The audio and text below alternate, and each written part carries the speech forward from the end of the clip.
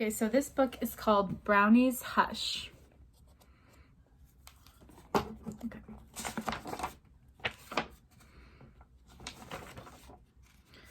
My gosh. In a little brown house, right at the edge of the big brown woods, there lived a little old woman and a little old man. They hadn't any children nor anybody to help them. They used to get so tired. Sometimes they did not know how to get all of their work done.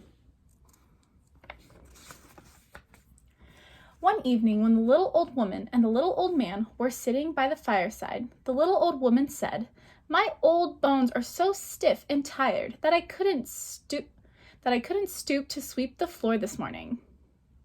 The little old man said, "My old bones are so stiff and tired that I couldn't stoop to make fire this morning." "Oh, well," sighed the little old woman, "let's take our old bones to bed." "Oh, well," sighed the little old man, "let's take our old bones to bed." Then the little old woman took her candle and went stump, stump, stump up the stairs to bed, and the little old man took his candle and went stump, stump, stump up the stairs to bed. Soon, the little old man and the little old woman were sound asleep. As soon as the house was dark and everything was still, from the big brown woods came some queer little folk. They were dressed in all brown. They wore little brown suits, little brown caps, and little brown shoes. Their caps were pointed, and their suits had buttons down the front, and their shoes had long pointed toes and looked much too big for them. These queer little folk were smiling all the time. First they came crippity creep, and then they came skippity hop, very softly and lightly right up to the door of the little brown house.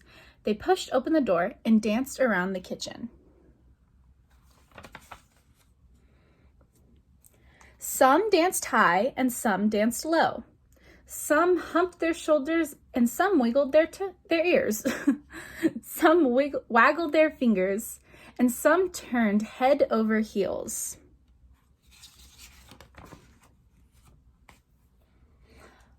All the time they sang a funny little song. Their voices sounded like grasshoppers scraping their knees. They joined hands and danced and sang, "We are brownies, come tonight to make the house all clean and bright."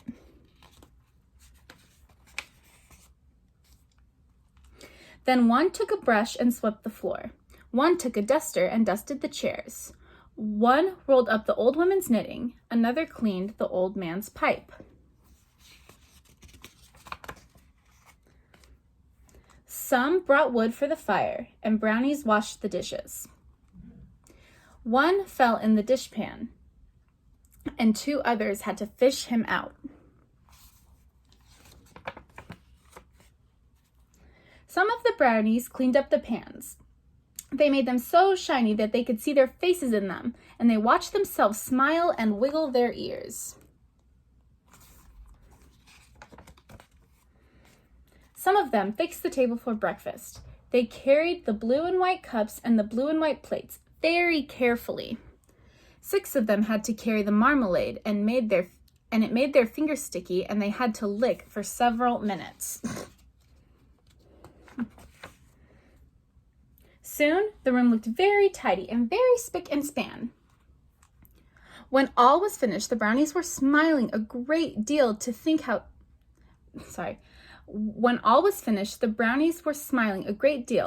surprised the little old woman and the little old man would be the next morning. They joined hands and danced in a ring. This time they sang, in their funny little voices like grasshoppers scraping their knees, "Goodbye, little old woman. Goodbye, little old man. If you don't see us, we'll help all we can." And away they went, crippity creep, skippity hop, back to their home in the big brown woods. Next morning, when the little old woman and the little old man came down the stairs, they could hardly believe their eyes. The little old woman threw up her hands and said, "Lawks a mercy me! Who has been here?" The little old man threw up his hands and said, "Lawks a lurcy, logs of mercy, who has been here?" "The little folk, sure," said the little old woman.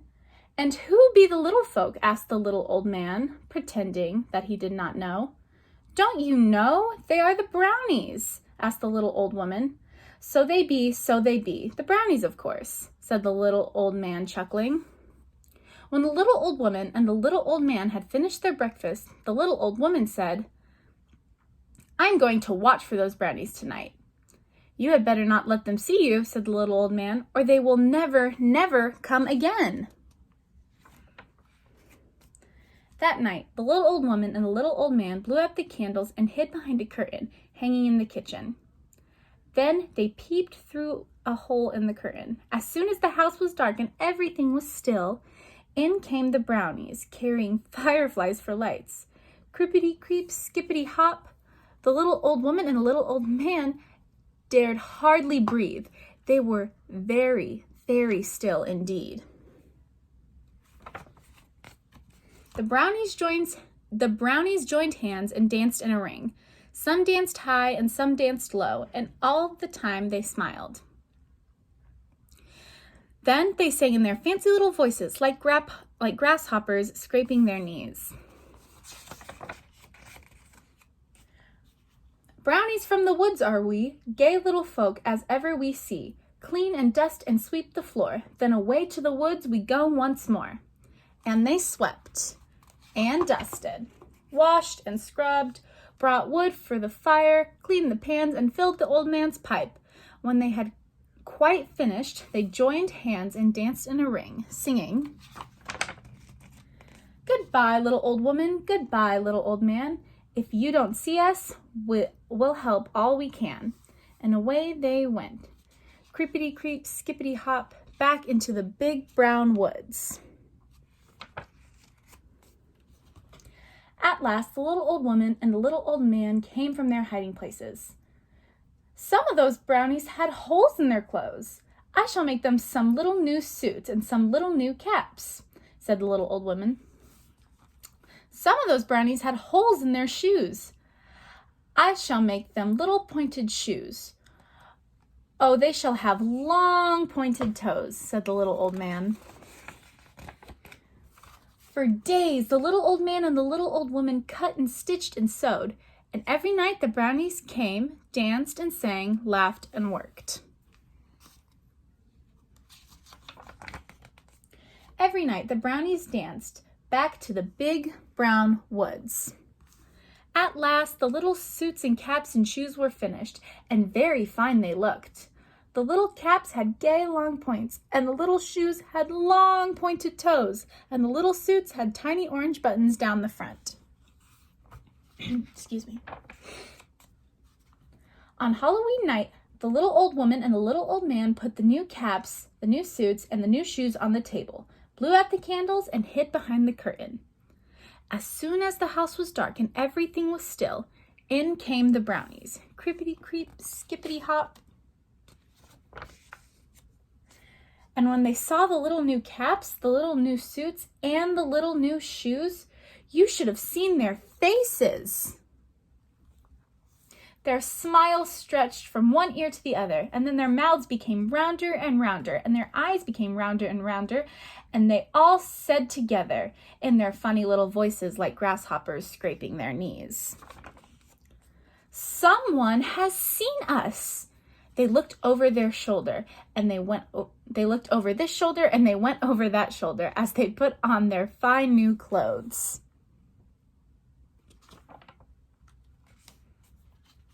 When they were dressed in their little new suits, their little new caps, and their little new shoes, they crept around the kitchen, peeping under this and peeking behind that. The little old woman and the little old man dared not breathe. All at once, two little brownies saw the hole in the curtain. They saw the bright eyes of the little old woman and the little old man, said the two little brownies. All the little brownies stopped and looked.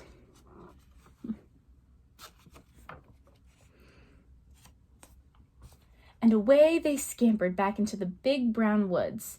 And The little old man and the little old woman never saw them again. The end.